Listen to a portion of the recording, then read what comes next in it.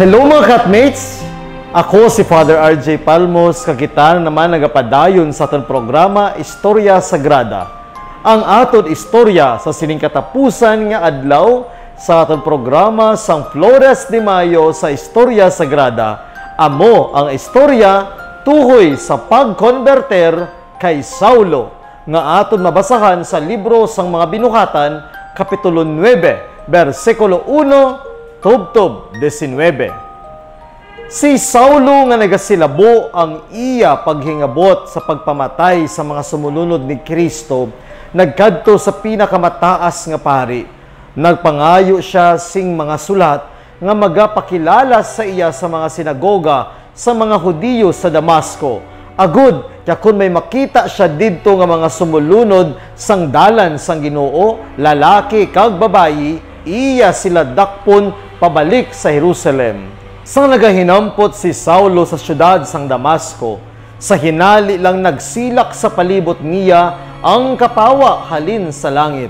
Natumba si Saulo sa duta, kag nakabati sang tingog nga nagasiling sa iya, Saulo, Saulo, nga abala ginahingabot mo ako.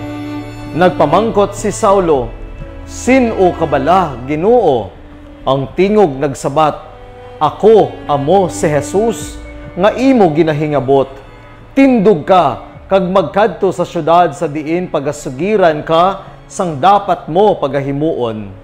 Karon ang mga kaupdanan ni Saulo nagdulog kag naurungan. Nakabati sila sang tingog apang wala sila sing may nakita. Nagtindog si Saulo kag ginmuklat niya ang iya mga mata apang hindi na siya makakita.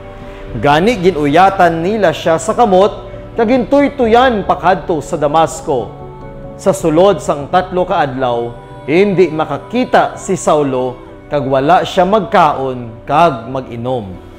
May isa ka gintutunan sa Damasco nga ginahingalanan kay Ananias. Nagpakita sa iya ang Ginoo sa palanan-awon kag nagsiling, Ananias, ako ang Ginoo. Nagsiling ang Ginoo sa iya, maghanda ka kag magkadto sa dalan nga ginatawag Matadlong, kag didto sa balay ni Judas si kaduha, pangitaa ang isa ka tawo nga taga Tarso nga ginahingalanan kay Saulo. Nagapangamuyo siya, kag sa palanan-awon nakita niyang isa ka tawo nga ginahingalanan Ananias, kag nagsulod kag nagtungtong sang iya mga kamot sa iya, agud makakita siya liwat. Nagsabat si Ananias, Ginoo, madamo ang nagasugid sa akon na hanungod sining nga tawo, kag ang makakulugmat nga mga butang nga ginhimo sa imong mga tumuluo sa Jerusalem. Nagkari siya sa Damasco nga may pahanugot halin sa mga pari sa pagdakop sang tanan nga nagapanawag sa imong ngalan.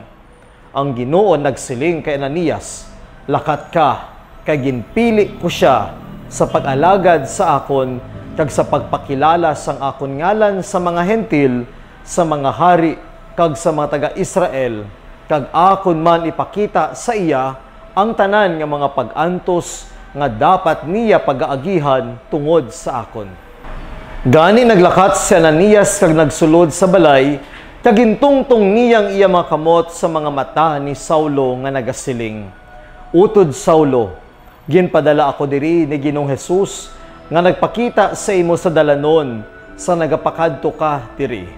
Ginpadala niya ako agud makakita kaliwat kag mapun-an sang Espiritu Santo. Sa gilayon, nahulog halin sa mga mata ni Saulo ang daw mga himbis sang isda kag nakakita siya liwat. Nagtindog siya kag ginbautisuhan. Sang makakaon siya, nagbalik ang iya kusog. Kag sugod sadto, gintawag na siya nga Pablo. Sa gilayon, nagsugod si Pablo sa pagwali sa mga sinagoga nga si Jesus amo ang anak sang Dios. Ang mga nakabati sa natingala ka naghambal, hindi bala ini ang nagahingabot sa Jerusalem sang mga nagasimba sinangalan? Ang mga Israelinhon nagtinguha sa pagpatay kay Pablo. Apang sang kagabihon, ginsulod siya sa mga gintutunan sa tabungos, kag gintunton paidalom sa sagwa sang talutog sang banwa. Nagdakop siya sa Jerusalem, sa diin ginbaton siya sa mga apostoles. Pamalandong. Ang isa ka tawo nagakabuhi sing malaot, mahimo maghinulsol, magliso kag magbuhat sang kaayuhan. Ang pagliso ni San Pablo ginasaulog sang simbahan tag sa ka Enero 25. Sa sina nga adlaw ang iglesia nagapangamuyo, o Dios nga sa pagpangwali sang bulahan nga Pablo Apostol, nagtudlo sa kadamuan nga hentil. Itugot sa amon nagaampo kami nga samtang ginatipigan namon ang balaan nga iya handumanan, mabatyagan namon ang gahom sang iya panabang. Tungod kay Kristo nga amon Ginoo. Amen. Mga utod, ini amo aton katapusan nga istorya sagrada sa sining nga bulan. Ang istorya tuhoy kay Saulo ang gintawag Pablo.